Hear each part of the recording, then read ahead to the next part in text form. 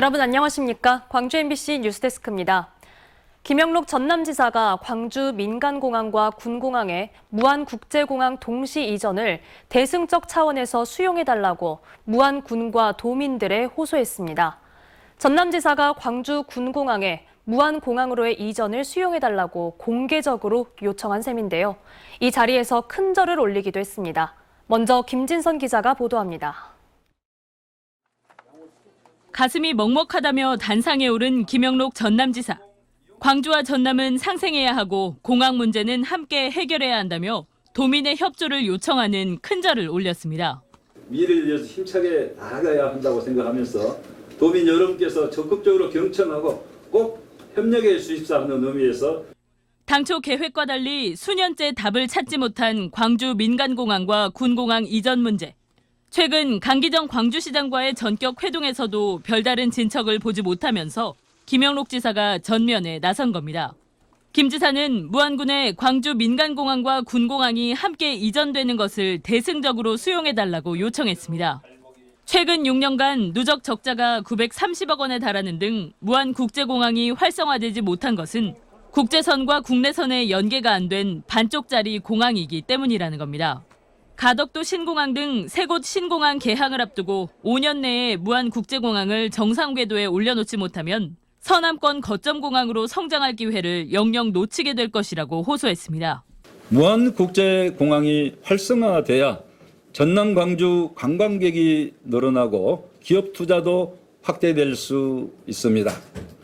이전 지역 피해를 상쇄할 획기적인 발전 방안과 지원 대책 마련에도 온 힘을 쏟겠다며 큰 절까지 올린 김영록 전남지사. 김 지사의 이번 담화는 그동안 광주 민간 군공항의 무안공항 이전과 관련해 가장 뚜렷한 의지 표현으로 보입니다. 사실상 무안군이 두 공항의 이전 지역으로 최적지라고 김영록 지사가 밝힌 만큼 군공항 이전 예정지에 대한 구체적인 지원 대책 제시 등 이제는 광주시가 나서야 할 차례입니다. MBC 뉴스 김진선입니다. 한편 이와 같은 김영록 전남지사의 호소에 강기정 광주시장은 감사의 말을 전했습니다. 먼저 보인 전라남도의 결단에 광주시가 어떤 화답을 내놓을지가 관심입니다. 이어서 김영찬 기자의 보도입니다.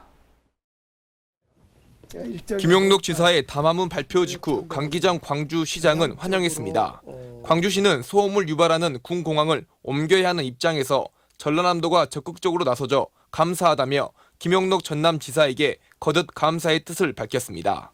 제가 그날 대화를 통해서 김영록 지사님의 그 생각과 또 전남도의 입장을 충분히 알게 됐고요. 광주와 전남이 상생할 수 있는 길을 아주 적극적으로 찾고 있다는 모습을 제가 그날 대화에서 느꼈습니다.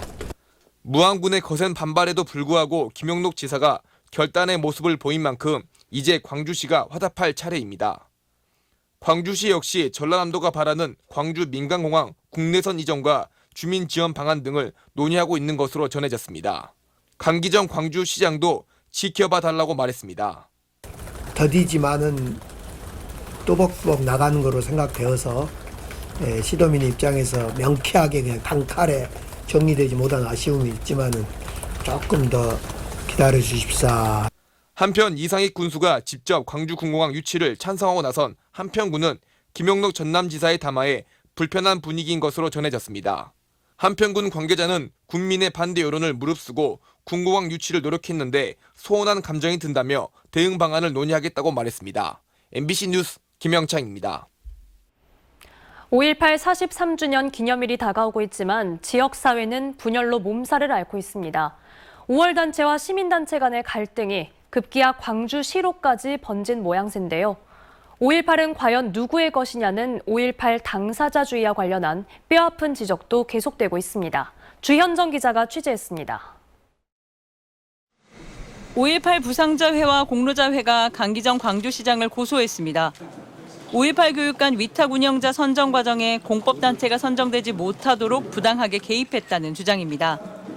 광주시는 공정하게 심사를 진행했다는 입장이지만 5.18 단체는 자신들과 갈등 중인 시민단체들의 요구를 광주시가 수용한 결과라고 보고 있습니다. 광주시는 어차피 5.18 부상자에게 5.18 교육관을 수탁을 맡길 의사가 없기 때문에 계속 편법으로 부당한 방법으로 저희들을 불합격시키고 이렇듯 5.18 단체와 시민단체는 올 초부터 사사건건 대립하고 있습니다. 지난 2월 공법단체들이 특전사 동지회와 강행한 화합 행사를 두고 지역 시민단체들은 특전사회의 사과 없는 화해는 있을 수 없다며 반발하면서부터입니다. 지난주 5.18 기념재단이 중재에 나섰지만 5.18 단체와 시민사회단체의 갈등은 더 벌어졌습니다. 지역 160개 시민단체는 전국의 시민사회와 연대해 대규모 규탄대회도 열었습니다. 역사정의가 부정되고 가로막히는 이런 현실을 광주 시민사회와 더불어 전국의 뜻있는 인사들과 똑똑히 지켜보겠습니다. 5.18 단체와 지역 시민사회단체가 갈등에 갈등을 거듭하면서 민주화운동의 주역은 주체는 과연 누구냐는 작심 발언까지 쏟아지고 있습니다. 지난주 80년 이후 태어난 광주 시의원들은 릴레이 발언을 통해 기득권화된 5.18 당사자주의의 일침을 놓았습니다. 5.18은 개인이나 특정 조직의 것이 아닙니다. 내가 제일 잘 알아. 우리가 제일 잘할 수 있어. 우리만 할 거야. 이런 말들은 5.18을 더없이 초라한 존재로 만듭니다. 2023년 오늘 5월 단체는 갈라지고 분열되고 있습니다. 5.18 43주년이 다가오면 봉합될 줄 알았던 지역사회의 분열과 반목의 틈이 점점 더 벌어지고 있습니다. MBC 뉴스 주현정입니다.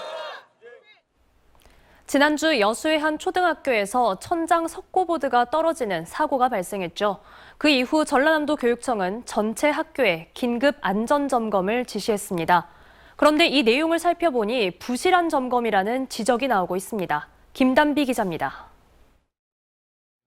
전남도 교육청이 지난 12일 도내 전체 학교에 보낸 공문입니다. 각 학교마다 강당과 급식실, 기숙사 등 다중 이용시설에 대한 긴급 안전점검을 실시하고 그 결과를 오늘 오전 10시까지 제출하라는 내용입니다. 그렇다면 안전점검은 제대로 이루어졌을까? 도교육청은 점검 결과를 보고하기까지 사흘의 시간을 줬습니다. 하지만 주말이 껴있어 사실상 점검 기간은 하루도 채 되지 않았습니다. 꼼꼼히 시설을 보기에는 턱없이 부족한 시간입니다. 4시 반까지 저희가 보고했는데 좀 늦어가지고 저희가 오전에 좀 늦게 보고 올렸거든요. 안전점검을 누가 하는지도 문제였습니다. 시설물의 유지와 보수 등 안전점검과 관리를 담당하는 전문 시설관리직이 해야 하지만 전남은 시설관리직이 없는 학교도 많습니다. 이들 학교는 전문 지식이 없는 행정직원이 점검을 할 수밖에 없었습니다. 분전반이라면 분전반이 뭔지 몰라요. 그리고 강당 성당 같은 경우는 보통 5m 넘어요. 학교에 있는 사다리가 보통 2m고요. 그걸 뭐 망원경으로 보는 건지 눈으로 전남도 교육청은 스승의 날 행사를 앞두고 긴급 점검을 실시한 것이라고 해명했습니다. 스승의 날이고 행사가 예정되어 있잖아요. 학교에서는 시설에서 어떤 안전 위험 요소가 발생할 수 있을지 모르니까. 천장 구조물이 떨어진 초등학교가 지난해 상반기 안전점검에서 받은 등급은 최고인 A등급. 항상 사고 후에 형식적으로 이뤄지는 사후 약방문식 안전점검이 아닌 평소 전문 인력 확보를 통한 체계적인 점검 활동이 무엇보다 필요해 보입니다. MBC 뉴스 김담입니다. 오늘 광주 첨단대교 영산강에 기름이 유출됐습니다. 환경당국이 긴급 방제 작업에 나섰는데요. 이 유출 사고가 난 지역은 광주시가 생활용수를 끌어올리는 영산강 덕흥보 상류였습니다. 당초 오늘부터 재개하려던 영산강 취수는 중단됐습니다. 김초롱 기자가 취재했습니다. 광주 첨단대교 인근을 흐르고 있는 영산강. 얼룩덜룩한 기름층이 넓게 퍼져 있습니다.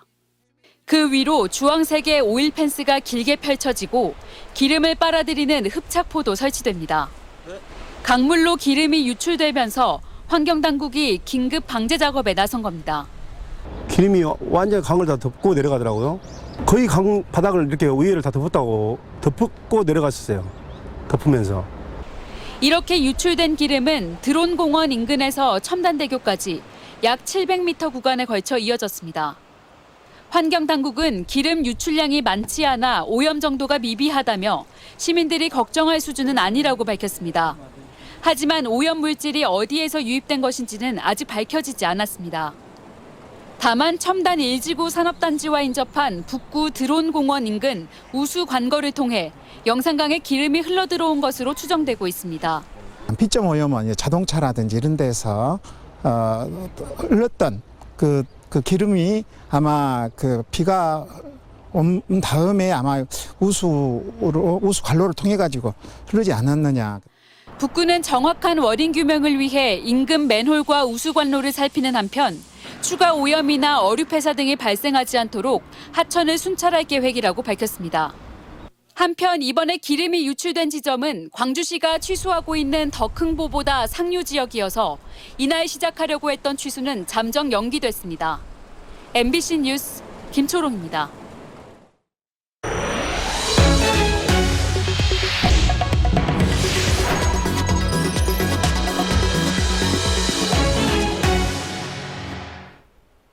오는 24일 누리호 3차 발사를 앞두고 현재 고흥 나로 우주센터에서는 첫 실전 발사 준비가 순조롭게 진행되고 있습니다.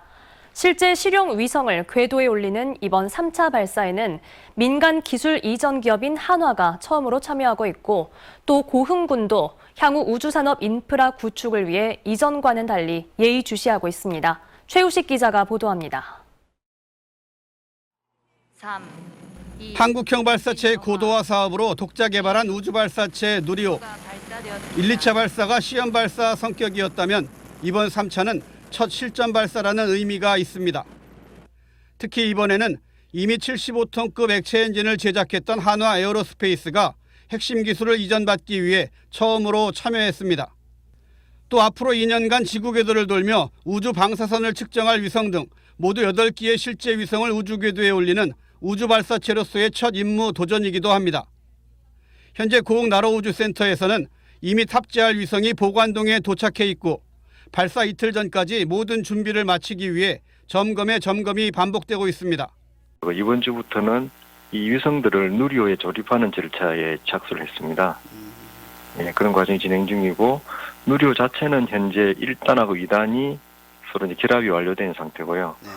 그래서 이번 주 위성을 이제 누리호 3단에 조립을 하고 그것을 1단, 2단에 결합을 하게 되면 누리호 조립이 이제 완료되는 것이죠.